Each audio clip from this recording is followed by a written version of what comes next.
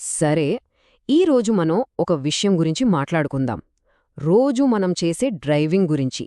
ఇది చాలా మామూలు విషయం అనిపిస్తుంది గదా, కానీ కొన్నిసార్లు మన నమ్మకాలే మనల్ని తెలియకుండానే ప్రమాదంలోకి నెట్టేస్తుంటాయి. ఈ విశ్లేషణను మనం ఒక ప్రశ్నతో మొదలుపెడదాం.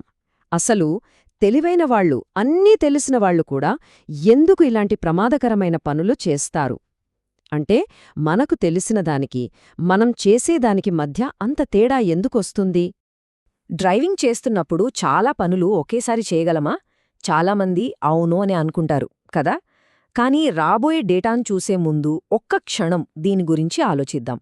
నిజంగా అది సాధ్యమేనా?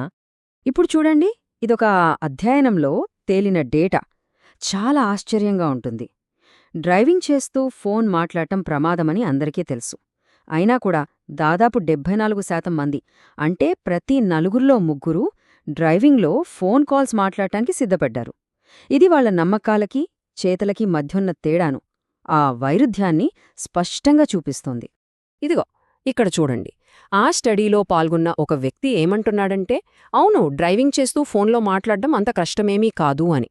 చూసారా, ప్రమాదం అని తెలిసినా సరే మన చర్యలను మనం ఎలా సమర్థించుకుంటామో చెప్పడానికి ఇదొక పర్ఫెక్ట్ ఉదాహరణ. దీన్నే మనం అతివిశ్వాస పక్షపాతం అంటాం. అంటే మన స్కిల్స్ని మనం ఎక్కువగా అంచనా వేసుకోవడం అన్నమాట. సో అసలు పాయింట్ ఏంటంటే, డ్రైవింగ్ చేస్తూ ఫోన్ మాట్లాడగలగడం అనేది ఏదో గొప్ప నైపుణ్యం కాదు. అదొక మెంటల్ ట్రాప్. మన బ్రెయిన్ మనల్ని నమ్మించే ఒక ఉచ్చు. మనకు మనమే ఒక సూపర్ హీరో కేప్ వేసుకుని నాకేమీ కాదులే అనుకోవడం లాంటిదన్నమాట. సరే, అయితే ఇప్పుడు డ్రైవింగ్ ఉదాహరణ నుంచి కొంచెం పక్కకొచ్చి అసలు మన బ్రెయిన్ ఎలా పనిచేస్తుందో చూద్దాం. ఈ పక్షపాతాలనేవి మన బ్రెయిన్ టైం సేవ్ చేయడానికి వాడే కొన్ని మెంటల్ షార్ట్కట్స్ లాంటివి. ముందుగా కాగ్నిటివ్ డిస్సోనెన్స్, అంటే మానసిక వైరుధ్యం. ఒక పని తప్పు అని మనకు తెలుసు, కానీ అదే పని మనం చేస్తాం. అప్పుడు మన మైండ్లో ఒక చిన్నపాటి యుద్ధం జరుగుతుంది చూసారా. ఆ సంఘర్షణ, ఆ ఒత్తిడినే కాగ్నిటివ్ డిసోనెన్స్ అంటారు. ఇక మన విశ్లేషణకు మెయిన్ పాయింట్ అతివిశ్వాస పక్షపాతం. నేను మంచి మల్టీటాస్కర్ని, అందుకే డ్రైవింగ్ చేస్తూ ఫోన్ మాట్లాడగలను అనే ఆలోచనకు కారణం ఇదే, మన సామర్థ్యంపై మనకుండే అతి నమ్మకం అన్నమాట. ఇక మూడోది ధృవీకరణ పక్షపాతం. ఇది చాలా ఆసక్తికరంగా ఉంటుంది. అంటే మనం ఏదైతే నమ్ముతామో దాన్నే నిజమని నిరూపించే సాక్ష్యాలను మాత్రమే వెతుకుతాం. ఉదాహరణకు 100 సార్లు ఫోన్ మాట్లాడుతూ డ్రైవ్ చేసి సేఫ్గా ఇంటికి చేరితే ఆ 100 సార్లనే గుర్తుపెట్టుకుంటాం. కాని ఒక్కసారి ప్రమాదం జరిగినా దాన్ని పట్టించుకోం. ఇది మన నమ్మకాలను ఇంకా బలపరుస్తుంది. సరే, ఇప్పటివరకు వ్యక్తిగత స్థాయిలో చూశాం కదా. ఇప్పుడు ఈ అంశాన్ని ఇంకొంచెం పెద్ద స్కేల్లో, అంటే మన ప్రపంచం మీద, చివరికి విశ్వం మీద దాని ప్రభావం ఎలా ఉంటుందో చూద్దాం.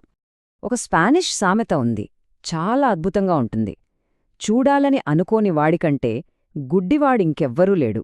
అమెజాన్లో కోల్పోయిన నగరాల అన్వేషణలో ఈ సామెతను వాడారు. మన పక్షపాతాలు, మనం దేన్ని చూడాలనుకుంటున్నామో, దేన్ని చూడకూడదని అనుకుంటున్నామో ఎలా నిర్ణయిస్తాయో ఇది చెప్తుంది. అంటే విషయమేంటంటే, ఈ చిన్న చిన్న బ్రెయిన్ షార్ట్కట్స్ ప్రభావం మన ఒక్కరిమీదే కాదు, మొత్తం సైన్స్, హిస్టరీ, అన్వేషణ వీటి గతిని కూడా మార్చేయగలవు. ఉదాహరణకు చూడండి, అమెజాన్లో కోల్పోయిన నగరాలను వెతకడం దగ్గర్నుంచి పురాతన కాలానికి చెందని వింత కళాఖండాలను అర్థం చేసుకోవడం వరకు, చివరికి ఆకాశంలో కనిపించే గుర్తు తెలియని వస్తువుల మీద నాసా చేసే పరిశోధన వరకు, వీటన్నింటిలోనూ మన పక్షపాతాలు కీలక పాత్ర పోషిస్తాయి. ఇప్పుడు ఇంకో షాకింగ్ విషయానికొద్దాం. అసలు మనం చూసిందే నిజం కాకపోతే, మన జ్ఞాపక శక్తినే మార్చేయగలిగితే? ఈ తప్పుడు సమాచార ప్రభావం గురించి తెలుసుకుందాం. లాఫ్టస్ అనే సైకాలజిస్ట్ ఒక ఫేమస్ ప్రయోగం చేశారు. అందులో ఏం జరిగిందంటే, కొంతమందికి ఒక కారు ప్రమాదం వీడియో చూపించారు. ఆ తర్వాత వీడియోలో లేని ఒక స్టాప్ సైన్ గురించి వాళ్ళని అడిగారు.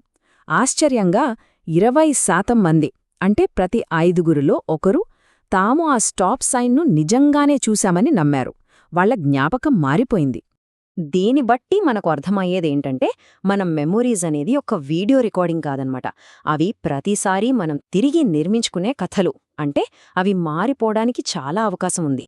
సరే, ఇంత పెద్ద పెద్ద విషయాలు మాట్లాడాం కదా, ఇప్పుడు మళ్ళీ మన దగ్గరికొద్దాం. ఈ మానసిక పక్షపాతాలను ఎదుర్కోవటానికి మనం ఏం చేయాలి?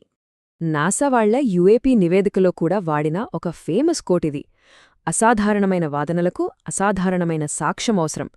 ఈ మాట ఎంత నిజమో కదా. దేన్నైనా గుడ్డిగా నమ్మేకుండా విమర్శనాత్మకంగా ఆలోచించడం చాలా ముఖ్యం. అయితే అన్నింటికన్నా ముఖ్యమైన మొదటి అడుగు ఏంటంటే, మన ఆలోచనల్లో కూడా కొన్ని బ్లైండ్ స్పాట్స్ ఉంటాయని ఒప్పుకోవడం. స్వీయ అవగాహనతోనే అస్సలు మార్పు మొదలవుతుంది. చివరిగా ఒక్క విషయం ఆలోచిద్దాం. ఇవి సైన్స్లో ఇప్పటికీ అంతుచిక్కని కొన్ని పెద్ద ప్రశ్నలు. డార్క్ మ్యాటర్ అంటే ఏంటి? గురుత్వాకర్షణ ఎందుకంత బలహీనంగా ఉంది? ఈ విశ్వం ఎలా మొదలైంది? మనకు తెలియనివి ఎన్నో ఉన్నాయి కదా. ఈ అద్భుతమైన భూమి చిత్రాన్ని చూడండి. ప్రపంచంలోకెల్లా అతిపెద్ద రహస్యాలు బహుశా ఎక్కడో బయట లేవేమో. బహుశా ఇక్కడే, మన లోపలే ఉన్నాయేమో. విశ్వంలోని రహస్యాల కన్నా మన మనస్సులోని రహస్యాలను అర్థం చేసుకోవడమే అసలైన పెద్ద సవాలేమో. అతిపెద్ద అన్వేషణ బహుశా మన లోపలే మొదలవ్వాలి.